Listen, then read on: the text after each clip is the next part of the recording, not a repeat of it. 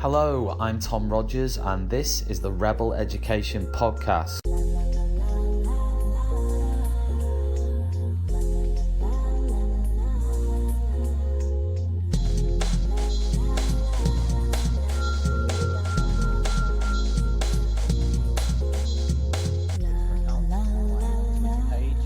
And hopefully you'll be able to tune into that.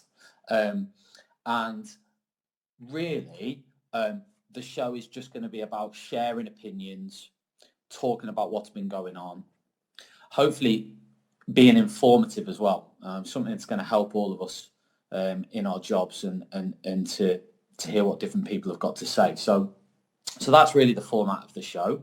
If you do want to join the conversation today, you just have to click inside the stream on my Twitter channel and then through onto Periscope, and then you can just click join conversation, and you can have your say. So as I said, today we're talking about the TALIS survey. This was an OECD report that showed that England has the third highest teacher shortages in Europe and actually the 8th highest in the world. So what I'd like to do just to start with is to pick out some of the things that I've read the report today through some of the main aspects of it, and just to talk through some of the key aspects for me that I felt was significant in this survey. And the first one that really stood out to me was the experience level of UK teachers versus the rest of the world. The level of experience, the average level of experience that UK teachers have versus the rest of the world. And there are some really, really significant findings here. Again, because in 2013, they did the same survey, and once again, England came out, the UK came out with one of the lowest experience rates around the world, not just Europe, but around the world. So looking at the survey today, the UK has an average experience rate in the classroom of 13 years. Only Turkey and Singapore had lower experience rates in the classroom.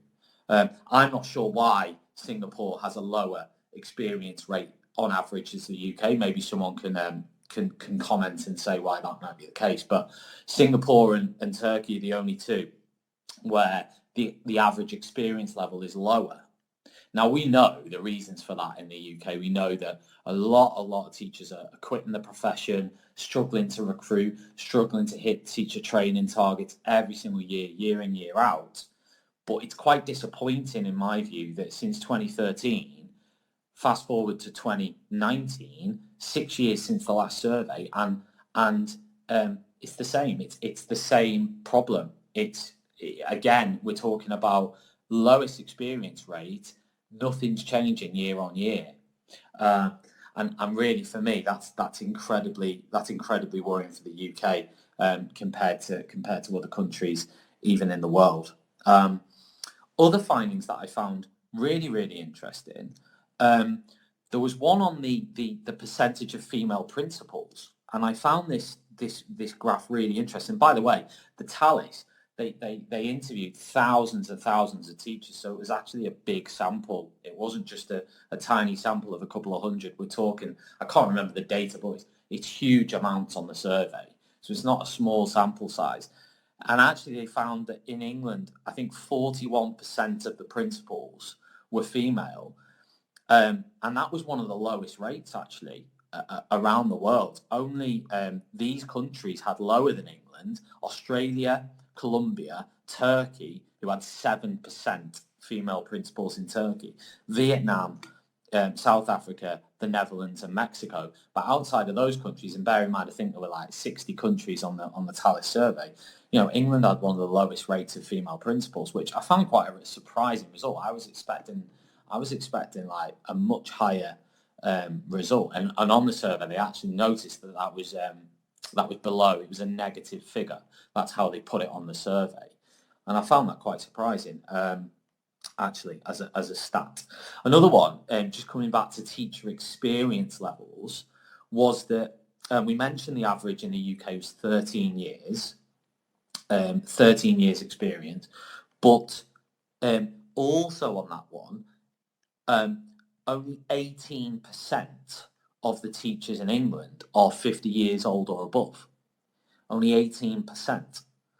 And again, the UK is showing that it doesn't have that level of experience, if you like, as these other countries. And funnily enough, in the same survey, we see results that show us that the higher the experience level, the less difficulty that teachers have managing classrooms. And that would seem obvious to me, but again, it's an important one to kind of say, is that that the higher the experience, and over 50 in particular, have less issues managing classroom behaviour. And that's one reason why it's really important to try and keep that experience in the classroom, in my view.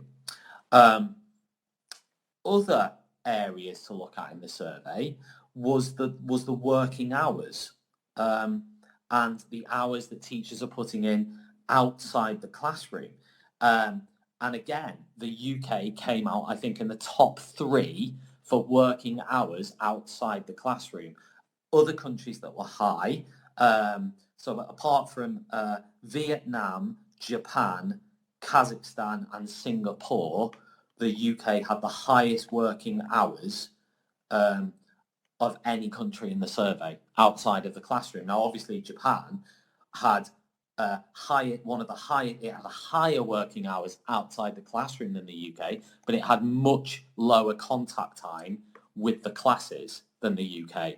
So they have a much lighter teaching load, but they seem to be working even harder outside the classroom than the UK. And again, I'd love anybody want to join this conversation in terms of why we think these results are the case. Why do we think that the UK doesn't have enough experienced teachers? Is it actually is it a financial thing, because we know that the older teachers are, the more they cost? Is it that? Or is it something else? Does the UK profession not value older teachers? Is there actually something ageist about the way that that we think? Is there this whole younger teachers are better? I don't know. That would be the question I would ask based on these results, because they're consistent every year. You look at a country like Finland. It's retaining its staff. It's got better experience levels. It gets consistently higher results on the PISA tests than the UK. And you've got to ask the question, well, what's wrong? What's going wrong here? Why is the experience level so low in the UK? Because to me, 13 years is far too low. They were the main things that stood out to me on the survey, but obviously there were other areas that they looked at as well.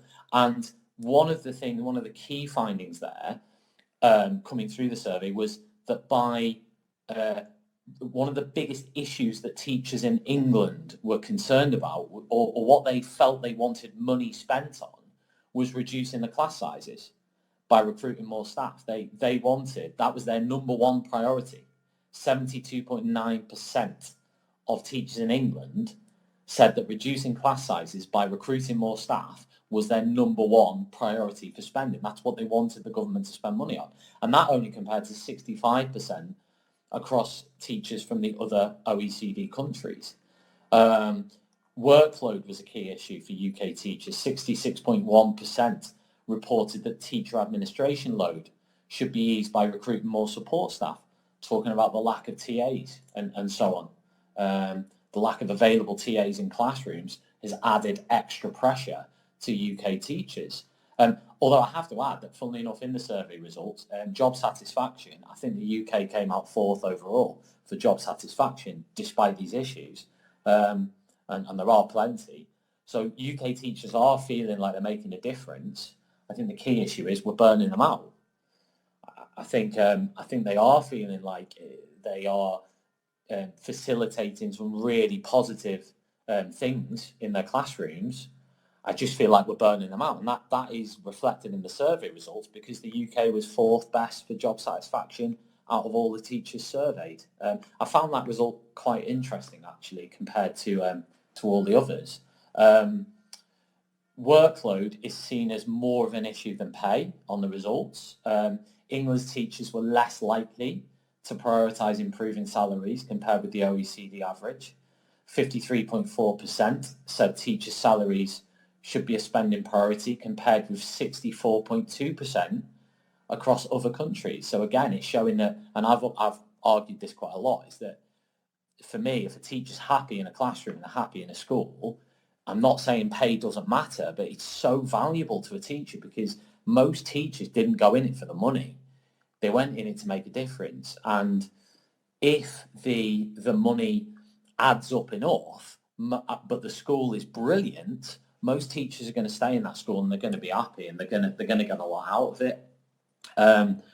But it did interest me how money is a higher priority, or wages and salaries are a higher priority in other countries. Does that mean that UK teachers are maybe a bit more of a pushover? You know, is there less of a union presence? You know, I mean, my brother has been teaching in France, and you know, the last few years they've had strike after strike, different things. You know, they walk out. It's, you know, we're not happy, we're walking out. I'm not saying that's right or wrong, but that's what they do. And you know, you wonder whether there does need to be a little bit more militancy within teacher unions and kind of the education sector in general in the UK. I'm not really sure, but what we do know is that we're concerned about workload and salaries, but workload more than the salaries. That's essentially the situation. Now, Damien Hines has come out and he said, quote, "These findings reflect many of the frustrations that I heard from teachers and heads when I first took on the role of Education Secretary, and it underlines the importance of the teacher recruitment and retention strategy that I launched in January of this year. We know that too many teachers are having to work too many hours each week on unnecessary tasks, which is why I have taken on a battle to reduce teacher workload so that they can focus on spending their time in the classroom doing what they do best, teaching." And how many times have we heard these kind of quotes from Damien Hines? Damien Hines has said countless occasions, "I'm working hard to reduce teacher workload." You know, we've seen the workload reducing toolkit. We've seen speech after speech, but not much is happening at the minute. You know, we're still losing too many teachers, and class sizes and the number of children coming in is increasing year on year. Every single time it's increasing. So for me, there's some serious issues coming out of the survey that we knew a lot of them already, but again, nothing seems to be changing, and that would be my biggest concern. If anybody wants to join the conversation, and by the way, I'm planning to hopefully do one of these every day.